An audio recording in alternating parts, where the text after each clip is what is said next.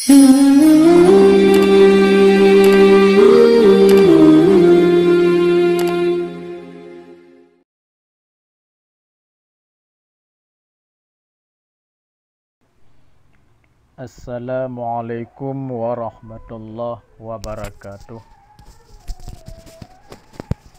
Bismillahirrahmanirrahim. Alhamdulillahi rabbil alamin.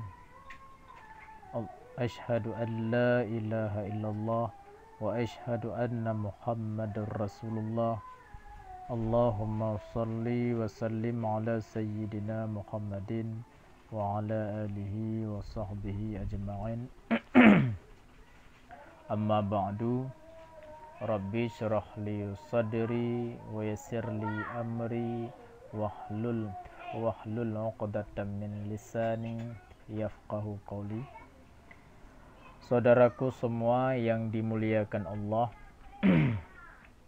hari ini kita lanjut lagi ngaji fikih sambungan yang sebelumnya. Hari ini kita baca masalah rukun-rukun, syarat-syarat dan sunat-sunat istinja.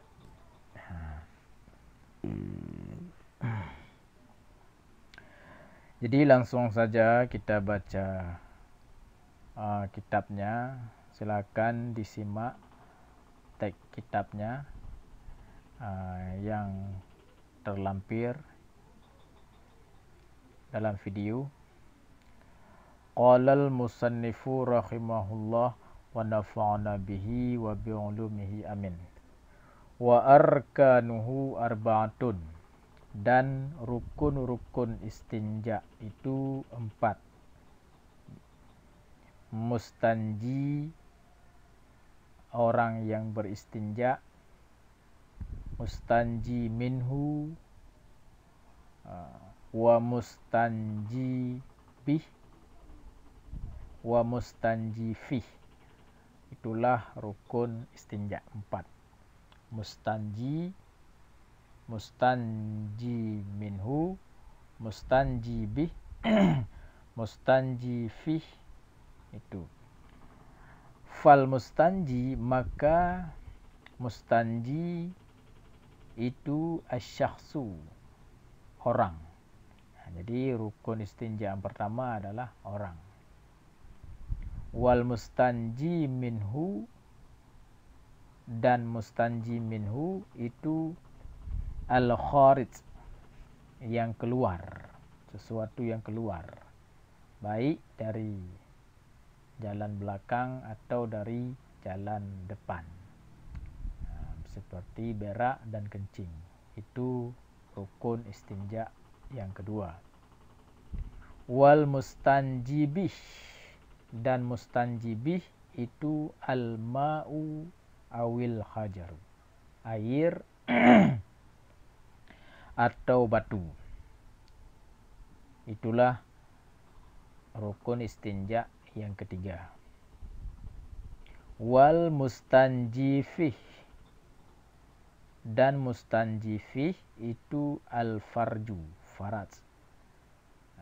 Faraj di sini jalan depan dan jalan belakang, atau dengan istilah lain kubur dan dubur. Dubur, kubul dan dubur. Kubul adalah jalan depan, dubur dan jalan belakang.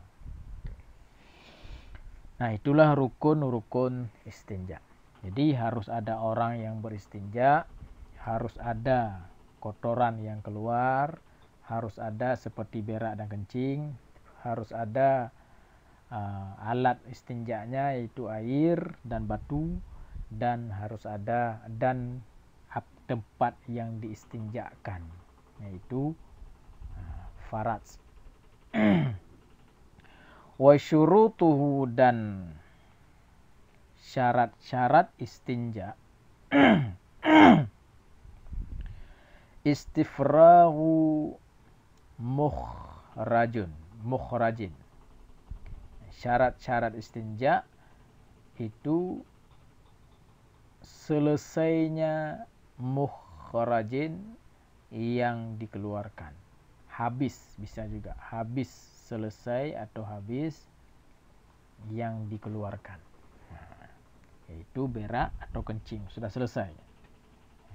Jadi jangan beristinja dulu sebelum selesai dikeluarkan berak atau kencing. Wa izalatun najisin, itu syarat kedua, menghilangkan najis. Jadi harus hilang semua najis, baik najis berak atau kencing, dengan bersih. Itu syarat yang kedua. Wa raf'u syakkin, hilang, raf'u terangkat, atau bisa juga kita artikan hilang. Syakkin ragu, hilang ragu. Tidak ada lagi ragu sedikit pun. Kalau sedikit saja ada ragu, maka itu belum bisa kita berhenti beristinja. Lanjut lagi beristinja sampai raf'u syakkin, hilang ragu.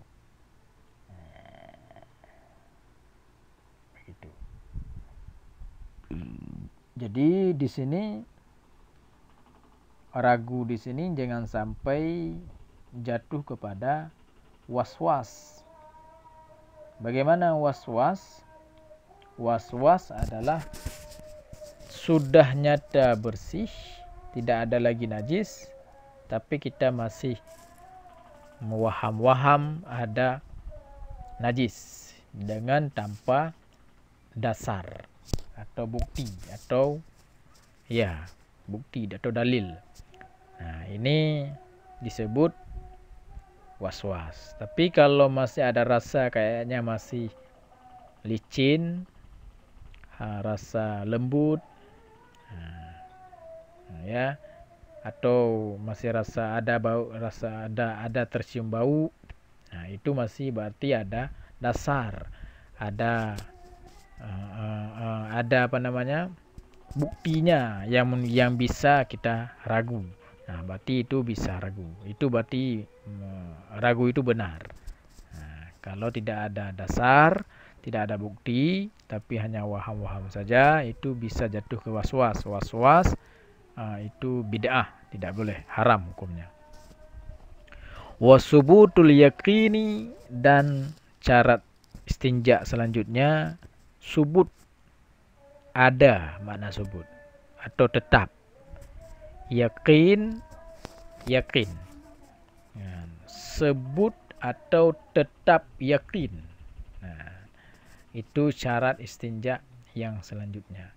Jadi ketika beristinja harus ada yakin, harus tetap yakin. Nah, jadi jangan ada lagi syok, ragu sedikit pun. Yakin hati kita sudah bersih, sudah tidak ada lagi najis. Ini harus sebut, ini harus tetap yakin, harus ada. Wal muradu bil yakin, dan yang dimaksudkan bil yakin dengan yakin, ma itu barang, yasmilu yang meliputi ia, ghalabatat dhanni akan berat dan berat dugaan. Berat dugaan sudah bersih. Nah, itu berat dugaan sudah bersih termasuk dalam kategori yakin. Sudah dianggap yakin, sudah dianggap sudah sebut yakin. Nah, berat dugaan sudah bersih. Nah, itu sudah dikategorikan sebut yakin. Fa innal wajiba, maka sesungguhnya yang wajib fil istinja, pada istinja, bil ma'i dengan air, isti'malu qadrin, itu mempergunakan kadar, yaghlibu yang ghalib, ala dhanni atas dhan dugaan kuat, ma'ahu besertanya air, oleh zawalun najasati, oleh hilang najis. Jadi yang wajib pada istinja dengan air, berarti bukan istinja dengan batu. Yang wajib, ini penting ini, bagaimana cara beristinja dengan air.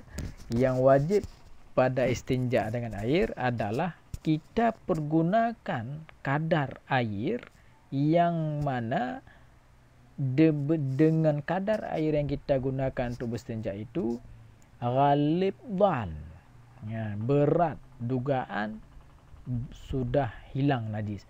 Nah, kadar air itulah yang kita gunakan, yang wajib kita gunakan untuk beristinja.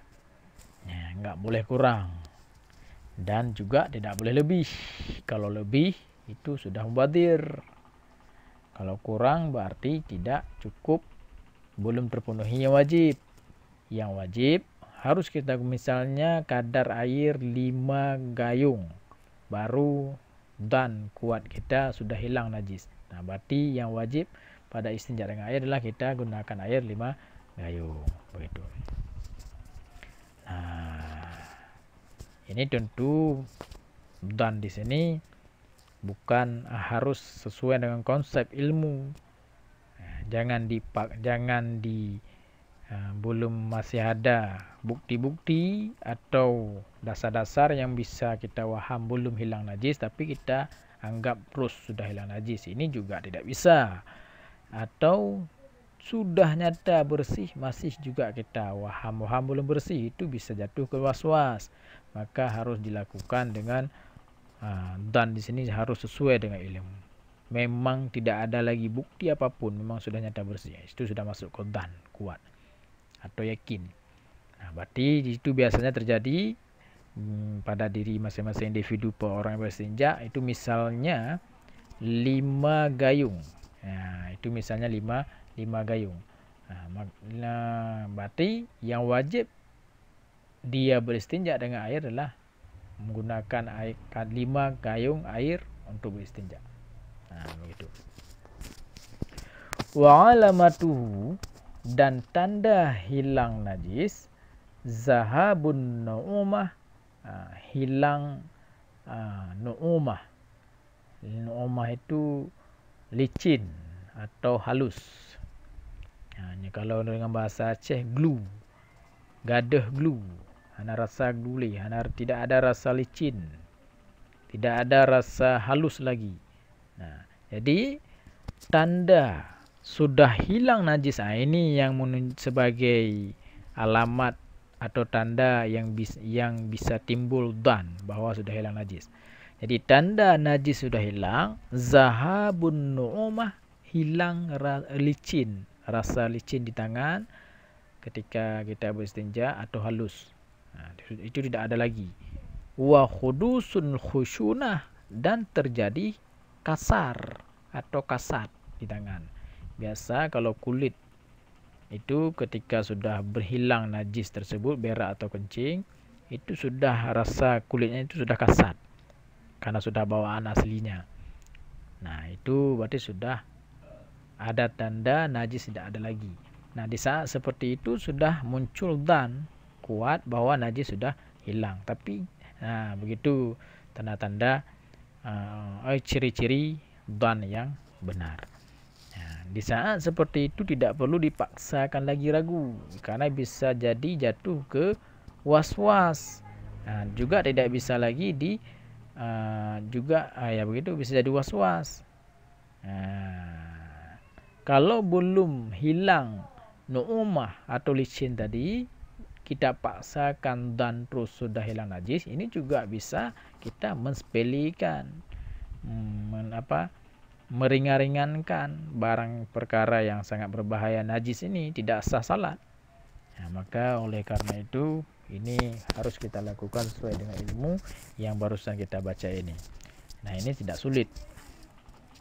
Wa sunanuhu, dan sunat-sunat istinja, an yakuna, bahwa adalah istinja bil yadi, dengan tangan, al yusra, yang kiri. Jadi sunat-sunat beristinja adalah beristinja itu dengan tangan kiri. jangan kita beristinja dengan tangan kanan. Nah, ini yang berbahaya. Jadi berarti makruh hukumnya.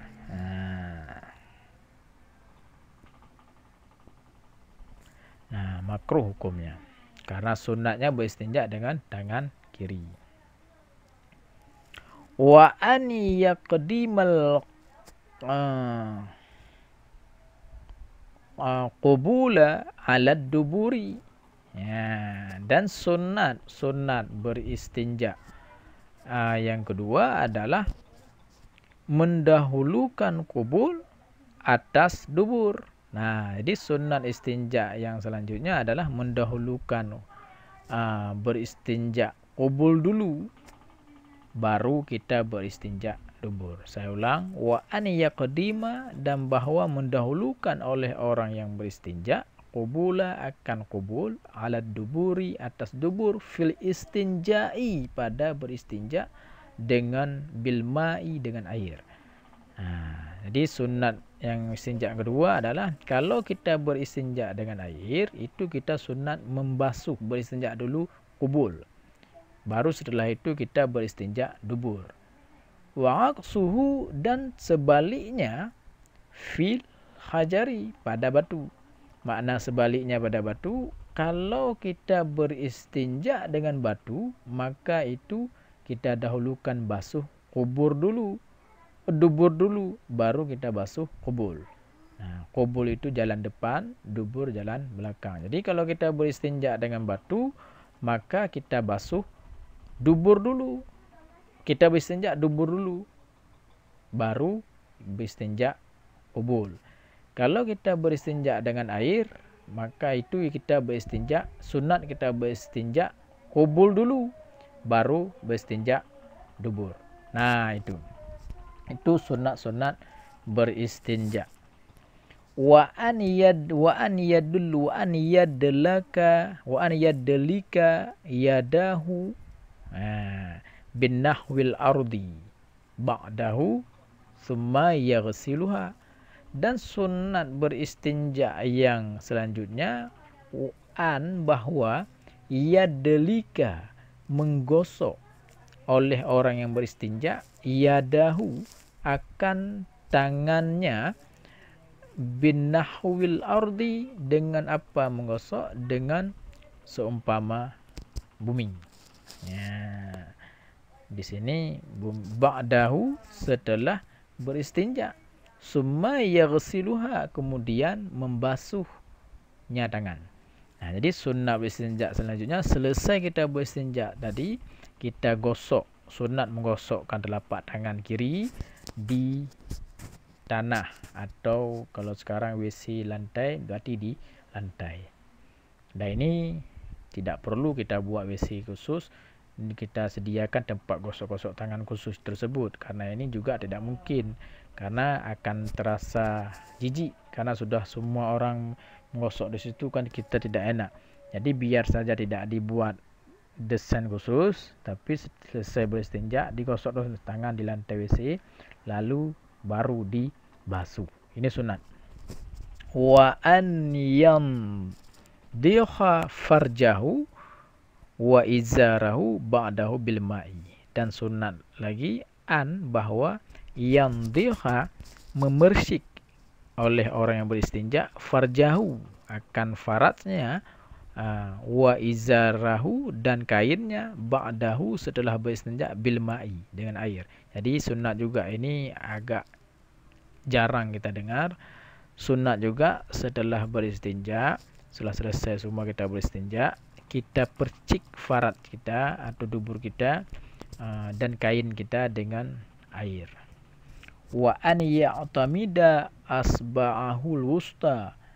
Dan sunat lagi dalam beristinja bahwa ya'tamida menjadi tumpuan.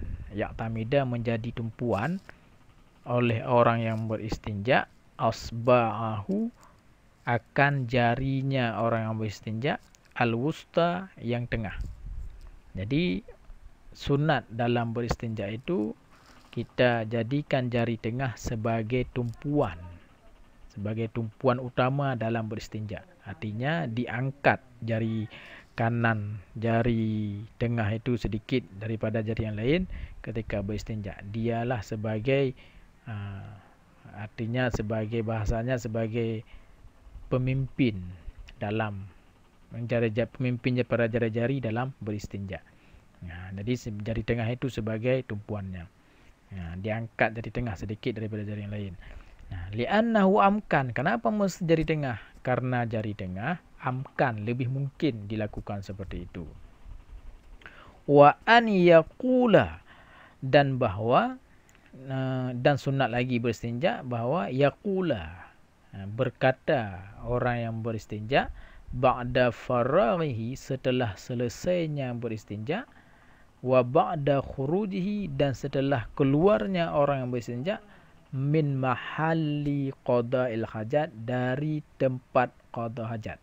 Ini penting, ini sunat terakhir, bahawa yaqula, berkata orang yang beristinja ba'da faraghihi, setelah selesai beristinja, wa ba'da khurujihi, dan setelah keluarnya orang beristinja, min mahallil qada'il hajat, dari tempat qada hajat.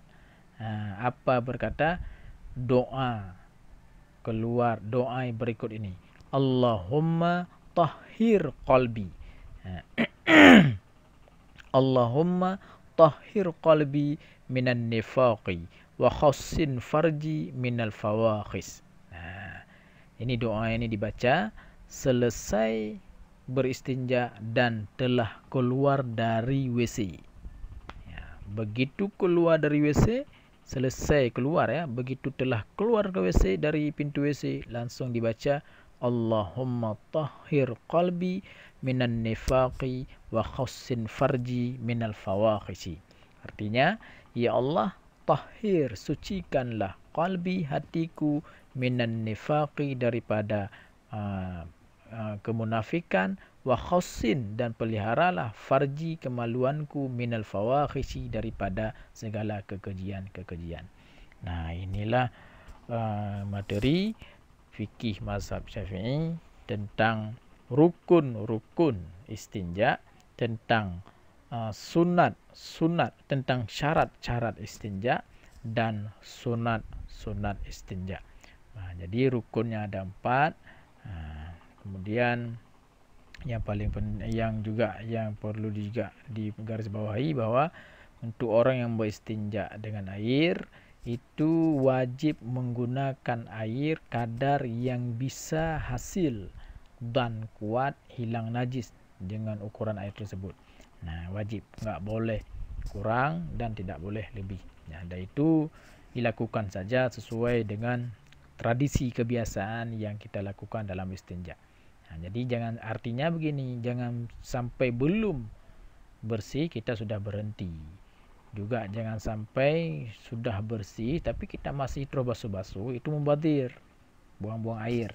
Begitu. Kemudian tanda-tanda sudah hilang najis adalah hilang, tidak ada lagi rasa licin rasa licin, rasa halus, tapi sudah terasa kasar atau kasar. Itu ciri-ciri tanda sudah hilang najisnya. Kemudian ketika selesai keluar dari WC, langsung baca doanya, Allahumma tahhir qalbi minan nifaq wa khassin farji minal fawakhisi. Demikianlah, saya mohon maaf, wabillahi taufiq wal hidayah. Assalamualaikum warahmatullahi wabarakatuh.